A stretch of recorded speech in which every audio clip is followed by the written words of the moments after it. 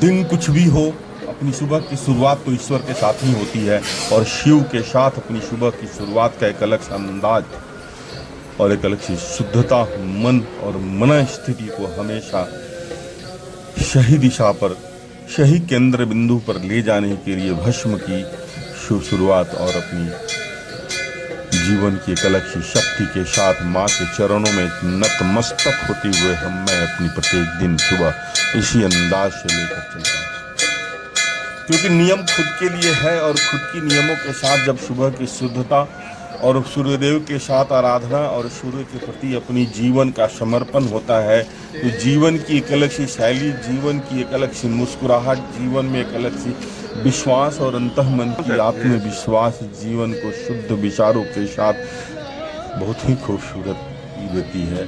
और सबों के साथ जो वंदनात्मक रहते हैं, जय श्री राम का उद्घोष करते हैं और स्वाभाविकता जय श्री राम आपको जीवन में एक शक्ति देती है, एक ऊर्जा देती है, एक मानसिक समृद्धि देती है और वही मानसिक समृद्धि अपने शरीर को स्वस्थ रखने में हमेशा टॉनिक का काम करता है, क्योंकि टॉनिक बाहर में नहीं मिलता है और वो अलग जैसे जैसे आप आगे बढ़ते हैं लोग आपके साथ जुड़ते हैं, लेकिन उसके लिए आपको स्पष्ट होना पड़ेगा और जय श्री राम का उद्घोष करना पड़ेगा। जय जय जय जय जय जय श्री राम। जब सबों के साथ स्नेहात्मक रहेंगे तो एक अलग सी शक्ति आपके अंदर में आती है और वह शक्ति आपको हमेशा समृद्धता की तरफ लेकर जाती है। और प्रकृति के साथ जुड़कर चलना, प्रकृति को समझने के लिए प्रकृति के करीब जाना होगा। हमेशा जीवन को निरंतरता के साथ लेकर चलना होगा। जीवन निरंतरता का नाम होता है, इसलिए हमेशा अनुशासित रहें, हमेशा स्नेहात्मक रहें, हमेशा प्रभु के साथ जीवन की खूबसूरती शुद्ध धारा की तरफ प्रवाहित करें। जैसे आप होते हैं उसी विचार के लोग आपके साथ मिलते हैं, यह बात हमेशा याद रखें, क्योंकि संबंध विचारों का मिलन होता है, संबंध प्रकृति का मिलन होता है। संबंधों में भेदभाव नहीं होती है, जैसे प्रकृति किसी के साथ भेदभाव नहीं करती। लगे रहो बना भाई, आप भी हमेशा संबंधों में बिना भेदभाव के रहें, बिना भेदभाव के रहने से संबंधों की समृद्धता, देख रही थी नवंबर वाला, संबंधों की मजबूती, संबंधों में शक्ति, संबंधों का स्नेहात्मक फूल आपके मन स्थिति में हमेशा प्रवाहित करता है, जो कि अंतःकरण में बैठी हुई नकारात्मक एहसास करते विचारों का सर्वनाश करती है और सकारात्मक विचारों को प्रज्वलित किस वेग में यूज करते हो। जीवन सकारात्मक विचारों का नाम है। जीवन हमेशा सकारात्मकता के साथ चले और वह चलता कब है, जब आप प्रकृति के करीब जाते हैं, प्रकृति के साथ रहते हैं, प्रकृति के समरूप चलते हैं और सबों के साथ। जय श्री राम बोलिए जोर से आप। जय जय श्री राम, जय जय श्री राम। जय श्री राम करना एक अलग सी शक्ति देता है आपको। राम केवल नाम नहीं है, राम आपके मन में आना चाहिए और जैसे ही राम मन में आता है पूरी दुनिया शुद्ध दिखेगी, पूरी दुनिया में जय श्री राम अपने दिखेगी। रमत्तों को समझना पड़ेगा। राम के लिए सबसे पहले अंदर बैठे हुए ईश्वर को समझना होगा। वह ईश्वर कब समझ में आएगा? जब आप स्वस्थ होंगे, जब आप समृद्ध होंगे। ईश्वर को हमें इसलिए धन्यवाद देना होता है कि ईश्वर ने मुझे मानव जाति में जन्म दिया है, क्योंकि मानव ही एक ऐसा जंतु है इस पूरे भूमंडल पर जिसमें वैचारिक सोच होती है, जिसमें समृद्धि होती है, जिसमें विचारों की खूबसूरती होती है, जो सबों के साथ स्नेहात्मक रह सकता है।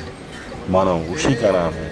हमें ईश्वर को इसी के लिए धन्यवाद देना चाहिए कि हमें ईश्वर ने इतनी खूबसूरत जीवन शैली दे रखी है और उस खूबसूरत जीवन शैली के लिए हमें हमेशा नियमित रहना पड़ेगा, हमेशा विचारों में समृद्धता लानी पड़ेगी और हमेशा स्वस्थ रहना पड़ेगा। क्योंकि जब तक शरीर स्वस्थ नहीं रहेगा आपकी समृद्धि, आपकी विचारों की समृद्धि संभव नहीं होती है। इसलिए सबसे पहले अपने शरीर को स्वस्थ रखें। सूर्योदय से पहले बिछावन छोड़ें, सूर्य के साथ अपने आप को जोड़ें, समागम के साथ जीवन को लेकर चलें, निरंतरता के साथ चलें, जीवन को संयमित करें। जीवन संयमितता का नाम होता है, जीवन संचालन संचालन का नाम होता है। इसलिए सही से जीवन को संचालित करते हैं। हमेशा फिट रहें, हमेशा समृद्ध रहें। फिट रहना एक नशा होता है। जैसे बहुत लोगों को सोने की आदत होती है, उसी तरह अपनी भी आदत बनाएं, अपनी भी शौक बनाएं। क्योंकि फिट जब आप रहेंगे तो कहीं भी फिट हो सकते हैं, कहीं भी सेट कर सकते हैं। किसी भी उम्र के लोगों के साथ, किसी भी विषम से विषम परिस्थितियों में अपने आप को आप सेट कर पाते हैं। इसलिए सबसे पहले फिट रहें, हमेशा हमेशा तन्मयता के साथ अपनी सुबह को एक निरंतरता के साथ लेकर चलें। क्योंकि तन्मयता जीवन की सबसे बड़ी खूबसूरती होती है। ईश्वर के साथ भी अगर आपको में लीन होना है, ईश्वर को समझना है, तो तन्मयता के साथ समझना होगा। तन्मयता जीवन को एक अलग सी शक्ति देती है, जीवन में एक अलग सी समृद्धि देती है, जीवन को सही रूप में संचालन करने के लिए हमेशा प्रतिबिंबित करती है, हमेशा पथ प्रदर्शक का काम करती है। इसलिए हमेशा जीवन को सही दिशा में रखिए। हर एक्सरसाइज को बदल बदल कर करें, इससे समझ में आता है कि हमारी बॉडी कहाँ पर फिट होती है, किस तरह का फिट होता है, कौन सी चीज़ मैं कर सकता हूँ। लेकिन नियमित जरूर रहें। नियम ही जीवन को समृद्धता की तरफ लेकर जाती है और वो समृद्ध आपको हमेशा मुस्कुराते हुए माँ गंगे की जो आलिंगन में जाते हैं, माँ गंगे की जो प्रतिबिंब समझ में आती है, माँ गंगे की जो चमकती हुई खूबसूरती आपके मन को प्रज्वलित करती है, तो एक अलग सी खूबसूरती, एक अलग सी सोच, एक अलग सी मन स्थिति आपके मन को प्रतिबिंबित करती है और वह प्रतिबिंब आपको मजबूत जीवन शैली की तरफ लेकर जाती है। लगता है सोना बिखरा हुआ है, यह सोना अर्थ से नहीं खरीदी जा सकती है, यह मानसिक समृद्धि से खरीदी जा सकती है। और मानसिक समृद्धि के लिए हमेशा संयमित रहना पड़ेगा और हमेशा योग करना पड़ेगा, हमेशा ध्यान करना पड़ेगा। को ध्यान करने से मन की मजबूत होती है, अंदर की कुंठाएं समाप्त होती है, मन में एक अलग सी शक्ति और एक अलग सी ज्योति प्रज्वलित होती है। इसलिए हमेशा ध्यान में रहें और हमेशा निरंतरता के साथ चलते रहें। माँ गंगे की प्रतिबिंब भी अपने जीवन को मजबूती देती है और उसके बाद जब माँ के साथ अपनी सुबह की आराधना होती है, सुबह की जब कल्पना होती है मन को, तो एक संस्कार की गजब सी मूर्ति अपने सामने में खड़ा होकर माँ के रूप में जो शक्ति देती है, वह भी एक जीवन को मजबूती की तरफ लेकर जाती है। और यहाँ भी केवल ध्यान ही कैसा होता है, और यह ध्यान योग की शुरुआत होती है और योग का मतलब ही होता है जोड़ना, जुड़ कर रहना, सबों के साथ स्नेहात्मक रहना, सबों के साथ अनुग्रहात्मक रहना। मातृदेवो भव पितृदेवो भव केवल कहने से नहीं होता है, माँ के रूप में खड़ी जो होती है माँ, वही ईश्वर का रूप होती है।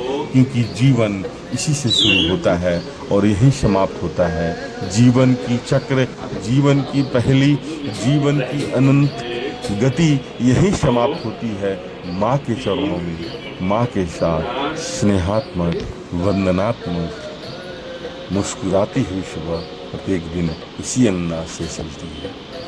माँ हमारी जननी होती है, माँ हमारी विचारों की भंडार होती है, माँ सृजन होती है, इस सोच की सृजनकारी होती है, माँ शरीर की सृजनकारी होती है, माँ विचारों की सृजनकारी होती है। इसलिए हमेशा अपने जीवन को एक सही सोच की तरफ लेकर जाएं और समृद्धता के साथ अपनी सुबह को लें। जिन्हें बोलने में परेशानी होती है, जिन्हें खाने में परेशानी होती है, उसके लिए बहुत ही खूबसूरत एक्सरसाइज है, लेकिन प्यार से कराना पड़ेगा, स्नेहात्मक करानी पड़ेगी। बचपन में जैसे माँ मुझे स्नेह देती है, इस उम्र में माँ को मुझे इसी तरह स्नेह देना। अपनी गलतियों को समझना पड़ेगा, अपने विचारों को समृद्ध रखना पड़ेगा। बस जैसे ही अपने विचारों को समृद्ध रखेंगे जीवन समृद्धि की तरफ चला जाता है। और माँ हमेशा बगल में खड़े हुई बच्चे के साथ के आप स्नेहात्मक स्पंदन करते हैं, अक्सर स्पंदन होता है। माँ की जीवन में एक अद्भुत सी शक्ति प्राप्त हो जाती है। जैसे बच्चों को बचपन में माँ के साथ मिलने पर प्राप्त होती थी, उसी तरह इस उम्र में माँ को बच्चे के साथ मिलती है। और वह बच्चे जब अपने मित्रों के साथ मिले तो जीवन की खूबसूरती हमेशा खुश हो जाए।